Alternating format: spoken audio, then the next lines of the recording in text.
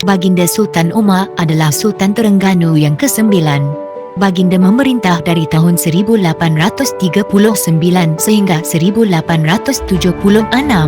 Baginda Sultan Omar digelar Bapa Perindustrian Terengganu kerana pada masa bagindalah industri-industri perkilangan, pembuatan dan pertukangan berkembang pesat sehingga Terengganu pada zaman tersebut dikenali sebagai Birmingham of Malay Peninsula oleh Hugh Clifford, residen British di Pahang.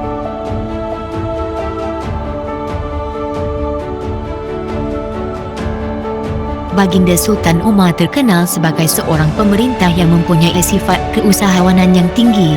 Antara usaha yang dijalankan oleh baginda untuk membangunkan negeri Terengganu ialah mewujudkan golongan kelas pengusaha atau pada masa sekarang dikenali sebagai usahawan.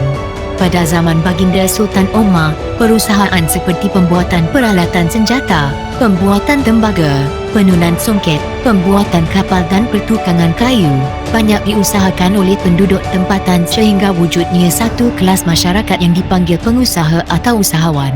Hugh Clifford mencatatkan kewujudan kelas keusahawanan dalam jumlah agak besar di Terengganu. A comparatively large manufacturing class. Sebahagiannya adalah dari asuhan baginda Sultan Omar sendiri. Sebahagian besar penduduk bahagian hilir negeri tersebut mengusahakan dengan minat luar biasa sebagai punca kehidupan mereka. Barangan utama yang diusahakan ialah sutera, kapas, fabrik, anyaman, senjata rakyat tempatan dan barang pertukangan logam dan kayu. Menurut catatan Clifford lagi, kelas pengusaha yang diwujudkan oleh baginda ini adalah agak besar. Produk-produk yang dihasilkan di Terengganu amat terkenal sehinggakan pedagang-pedagang yang datang ke Terengganu bukan sahaja dari British, tetapi juga pedagang dari Perancis, negara-negara Arab, India dan China. Seterusnya, Clifford mencatatkan baginda Sultan Omar mengeluarkan barangan yang sudah mampu memasuki pasaran antarabangsa, terutamanya ke Timur Tengah dan Kepulauan Melayu. Dengan cara yang sama, sejumlah tambahan komputer selama emas, begitu banyak digunakan oleh orang Arab sebagai serban, teledigiter sekara bulanan ke Mekah, di mana mereka menjual sekara ransif kapal bakal haji Malaya dengan seri-seri yang sebenar diusahakan oleh orang Arab.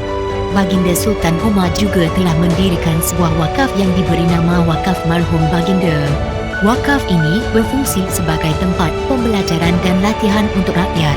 Ramai rakyat dari negeri lain turut datang ke Terengganu untuk mempelajari seni pertukangan dan pembuatan di Wakaf Marhum Baginda ini. Pada zaman baginda juga, perahu besar jenis penis yang dibuat di Terengganu menjadi terkenal sehingga ke Sulawesi kerana boleh berlayar dengan kelajuan yang tinggi. Ramai pedagang-pedagang asing menempah perahu di Terengganu disebabkan oleh kehalusan dan ketahanan pembuatannya. Hugh Clifford mencatatkan, Pembinan bakta jalankan dengan meluas di Terengganu. Baktiar di bina berdasarkan korak Eropa.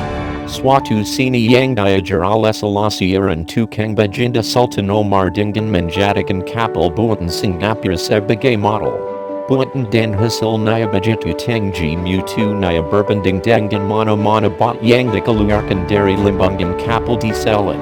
Justru itu, sejak pertengahan abad ke-19, Terengganu menjadi pusat pembinan kapal kecil yang utama di negeri-negeri Melayu.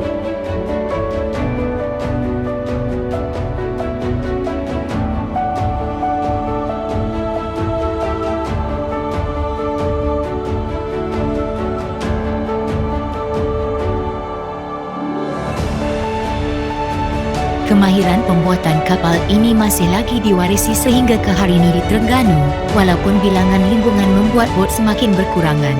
Selain menggalakkan perkembangan keusahawanan, baginda Sultan Omar juga menghantar beberapa orang Terengganu mengerjakan perusahaan melumbung biji timah di Kemaman dan melumbung emas di Kuala Nerus. Selepas memerintah selama 37 tahun, baginda Sultan Omar mangkat pada tahun 1876 pada usia 70 tahun dan digantikan oleh Sultan Ahmad II, iaitu anak saudara baginda.